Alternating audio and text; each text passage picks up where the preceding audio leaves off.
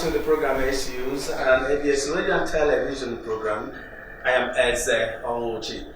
Youth empowerment and sustainable development are interconnected ideas and concepts that highlight the importance of involving young people in the process of achieving long-term social, economic, and environmental progress. Youth are key agents for social change, technological innovation, and economic change as well. Empowering young people, therefore, involves recognizing their potential and valuing their contributions to society. On this program today, we shall discuss the importance of empowering the youth socially, economically, and politically for the progress of all in the society. And so we have in the studio Mr. Ikenna Azomchine, President Care Hope Foundation, a non-governmental organization. He's also a public affairs analyst. Mr. Azomchine, welcome to the program. No. Thank you.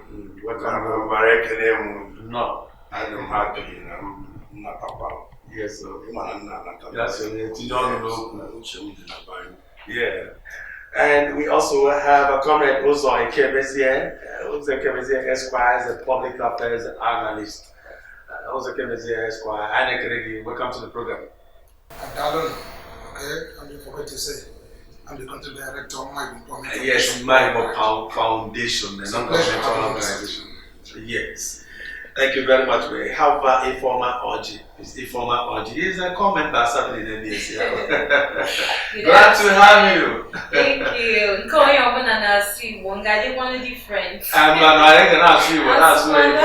make sure there is a youth here today so that you can also ask the question as it helps you. You know, go see, digging you maka, equality in the Ethiopia. As we begin with the empowerment of the youth, Mr. Azomchine, what does it take to empower the youth? Well, empowering the youth is everything that we must do, to have a community that is free from crime, a community that is progressing, a community that is developing. Because you know that the youths form the base for whatever you want to do in any society that should be seen as being productive. So the youths cannot be ignored in any way. We empower the youths directly. Why do I say empowering the youth directly? A lot of people talk about empowering the youth, but these things are just mere social media propaganda or government propaganda. Empowering the youth is going to the youth where they are vulnerable, identifying the key facts, and probably going there yourself. Like myself, I don't ever send monies to anybody to go and empower. I'll go there, even if it's in the creek. I enter there and identify those vulnerable ones, and I directly impact on them. That's one of the success story of Care and Hope Foundations. And we are glad that Governor Soludo is really practicing it. So it's one use two skills initiative. The second phase is ongoing. By the way, let's come to who a youth is. Who's a Esquire? Who is a youth? Well, youth in a very conservative vision, are those that are maybe between the age of 18 and maybe 45, that are still, active, and are still, that time they become, challenging to their parents or folks. These are the time that you say that these people are youth, not adults, or maybe, from a period of 65 years, but from 18 to 45, 5-50 youths. Because of that time, they're challenging parents. About youth. Yeah, as a youth, what do you think is the problem of the youth? Getting so will be youth. The problem, what I would anyway, let me just add to okay. A youth is more like a young person that is transitioning to adulthood. You understand? They are trying to take control of their life.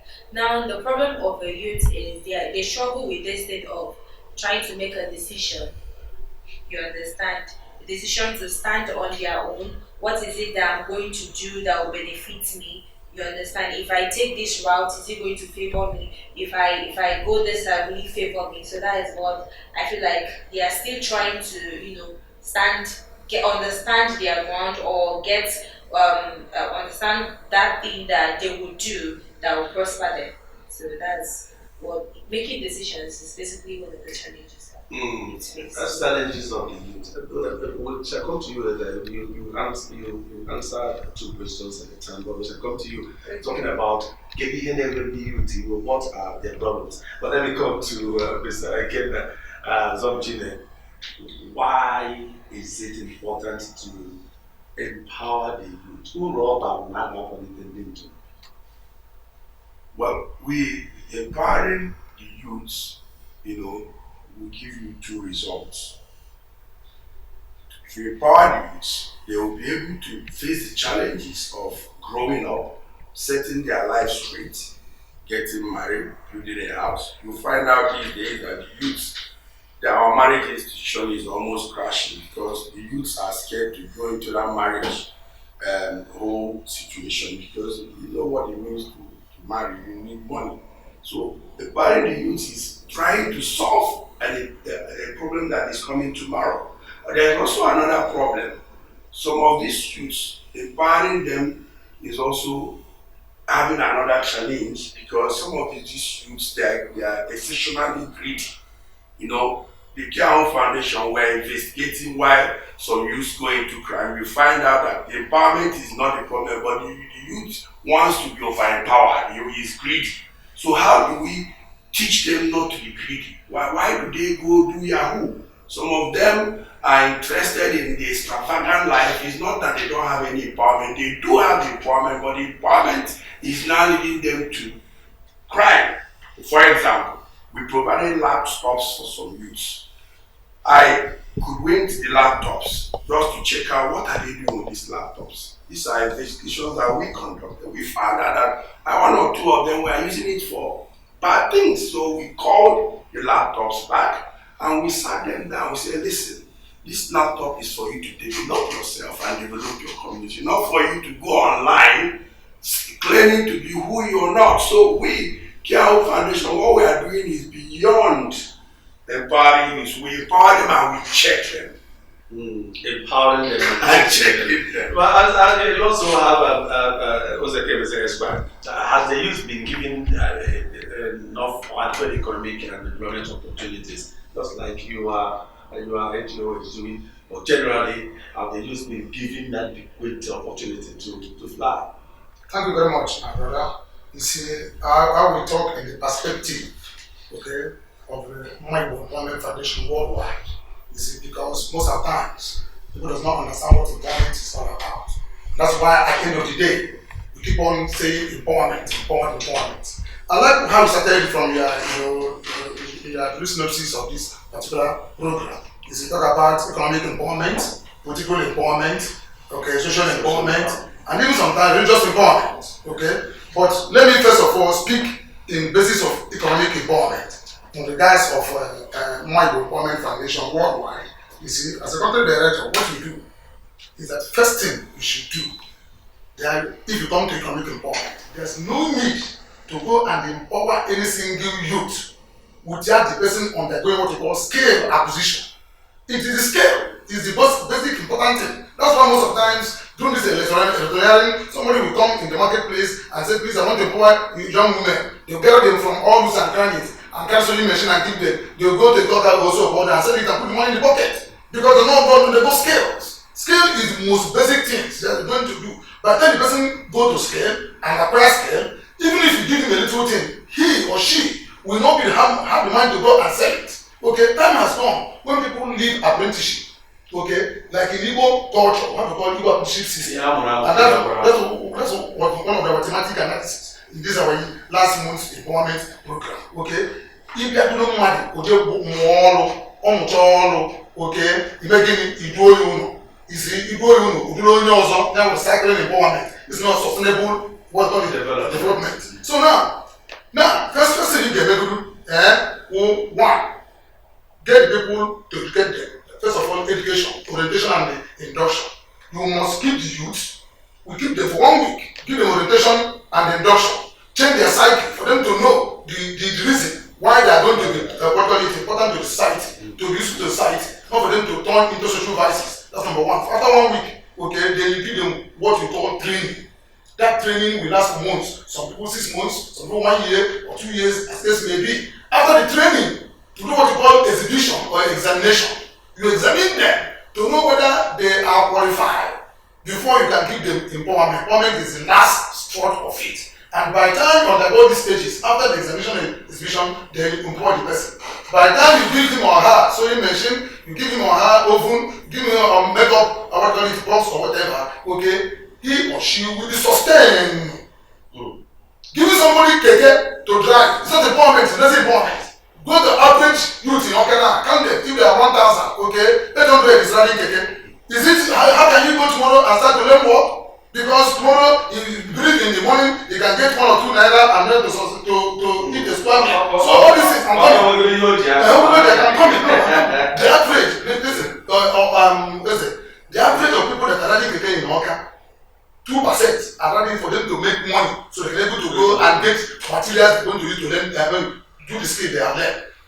Majority are just buying it for them to start sustaining themselves, eating and no other things. Not that they learn even how to drive. And even if the case is not even important, because the person will be there, not anything. How long have these people done learning carpenter, learning cabinet making, learning mechanic, learning electrical electronics? So what I'm trying to say, in one empowerment foundation, we go 4 stages, that is education, training, exhibition, and empowerment. And that's going to sustain people all over their life. Thank you. Before as I asked earlier, can you said it, the youth are like what do we call it? In India, they are always asking, to waste. So what is the problem of the youth? Can you hear the youth? What is their problem? Because they will always complain, they don't have opportunity. They have any opportunity. They want to exactly. What do they say? Okay, their problem, I would say this whole thing is dependent on individual difference. You understand? Or when you're doing that they want you to empower them in this particular skill and you're bringing the other one that they are not interested in. So they'll be like, why don't you do this that they want than this one? So I feel like it's based on what people want, that particular youth want, that you're not giving them what they want. So why don't you more like make a inquiry on the exact thing that a youth, a particular youth wants, and then see if it can work. That is identifying the creative ability of the youth. I'm not even a chemical, but I know that. Mr.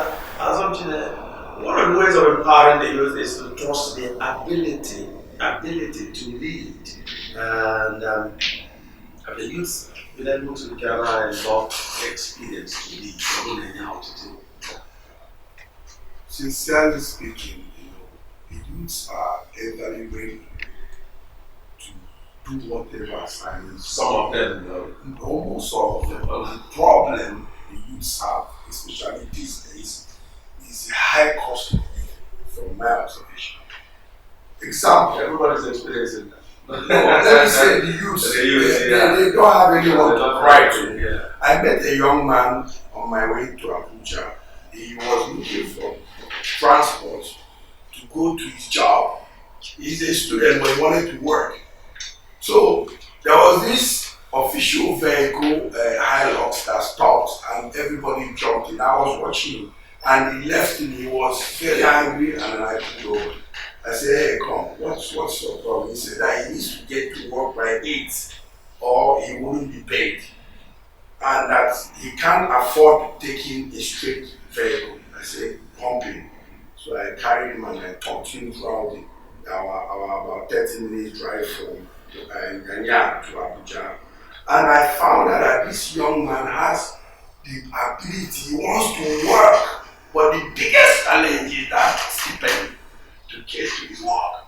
And nobody there wants to assist because they don't have.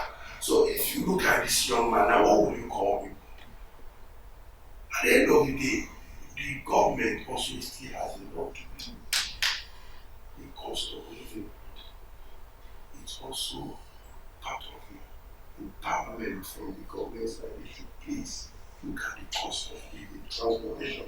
We need trains, we need buses. Public transport in Nigeria is the key to empowerment for the youth. Now, we need it now. Public transportation. Not NGOs like us, we cannot give you public transport.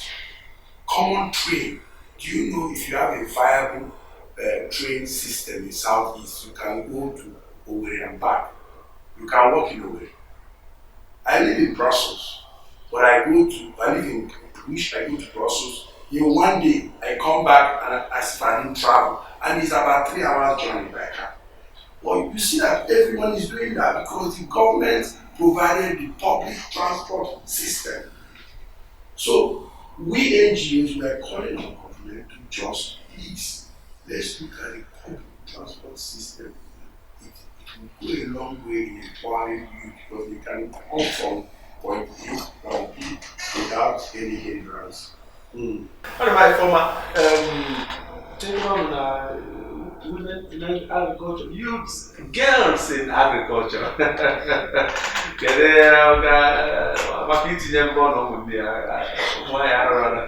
Okay, my generation, I know now is Gen Z, but you understand? I don't know if you guys are familiar. Oh yeah, man, yeah. So we don't want to, involve ourselves with all those things that will dirty our hands, our feet, or our body. Okay? We just want to get acquainted with the things that maybe improve us mentally. Okay, that's why we always want to, like for me, the world is teaching into technology. You understand? So I always want to, or I pray for, in my cart, I have like different courses. You understand, that is technologically inclined that I want to venture into.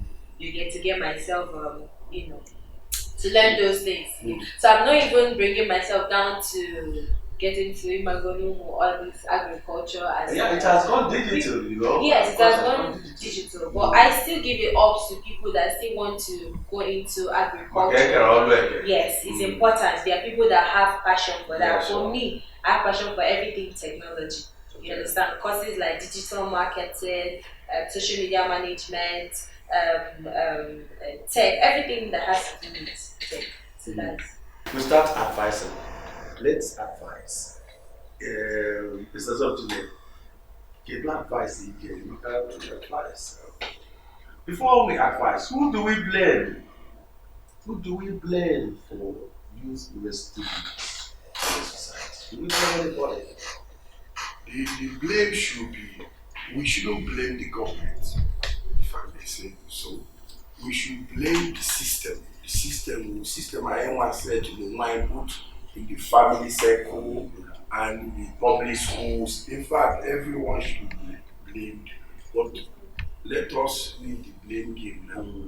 How do we solve the problem? Yes, because time has run. For me now, I see myself as a youth. Until man comes Egypt, he will not support to when back a man I use my own pull it to a kick pull in us on a man youth. All the cage come. So youth support for the youth and advice if they all go together. Let's continue to do more. Let's not stop, no break. Let's identify them now wherever they are and solve that problem that will lead them to crime. Mostly talking to them. You brought that idea. Talking to them. A lot of people fear, you'll get that, or pay me, or talking to them. No, that is the key. Let me tell you, you might have 2 years abroad. The white person talks to you first. If you come in the assessment, they say, is he approachable? Then they will mark it. Yes, he listens. Good. That prepares him for the next stage. But here, somebody needs to have that skill. It's like a teacher and pupils.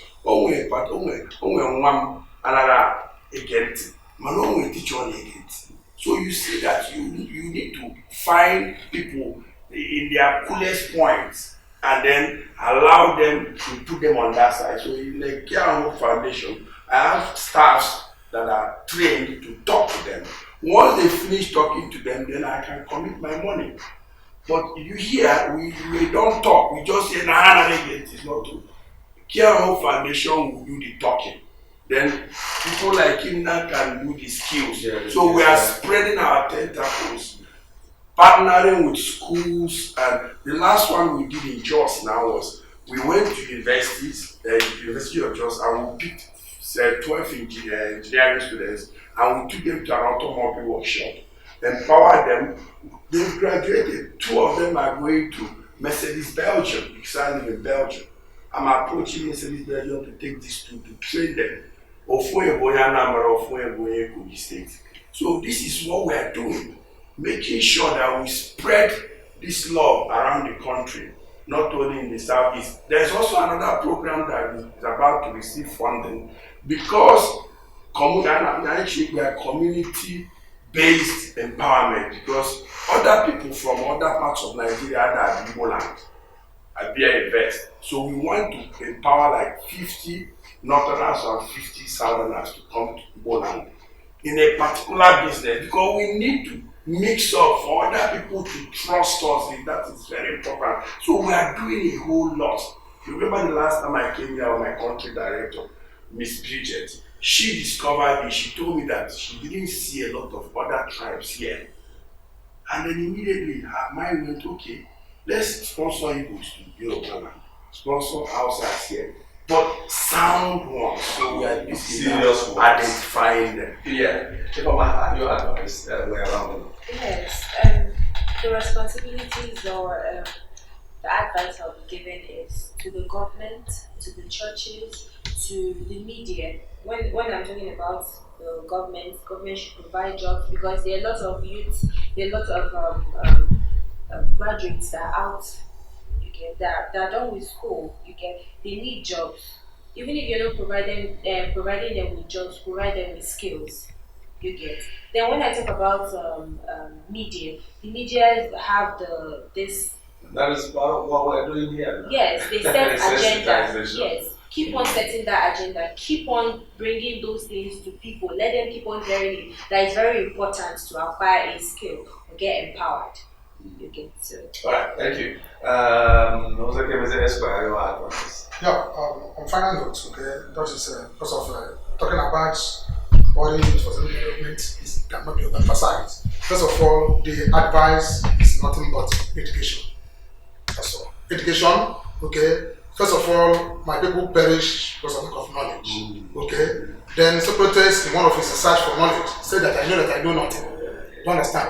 Okay. Even Jesus paralyzed that you shall know the truth, you shall set you free. So when you make them to know, okay, educate them. That's why first thing you're going to do is orientation. You change their psyche for them to know that it's important of them to be part of the society, to be society. So educational system in Nigeria, okay, has collapsed in the sense we don't taught values and vocation and skills for the people that are youth, for them to know that it's important for them to learn all these skills. So once the parents are lacking to educate their ways, and also if you have some opportunity to educate somebody, can't you give that person that particular opportunity to learn or to study? Okay. Now, in the sense that we're coming to this particular environment, I still maintain what you asked earlier. Agriculture is the bedrock, because without food, you can survive. By massive hierarchy of need, first thing that one need is food and drink. So who can put that? Direct rice, beans on table. So let all of us go to agriculture. What we not say before, who was on, go and do it. Thank you very much. Well, I appreciate you for coming, Mr. Ikenna Azomchine, President Care Hope Foundation, Public Affairs and thank you so much. We appreciate you. Thank you for coming. And of course, a former OG co-member serving here in ABS. Thank you for coming. Thank you. Yeah, and also I came as Esquire, the MD, CEO, Maibo Foundation. Thank you for coming. Thank you, Mr. On behalf of everybody in the house here, and of course my producer Don Onyenji, I am Eze Onwuji. See you again. Bye for now.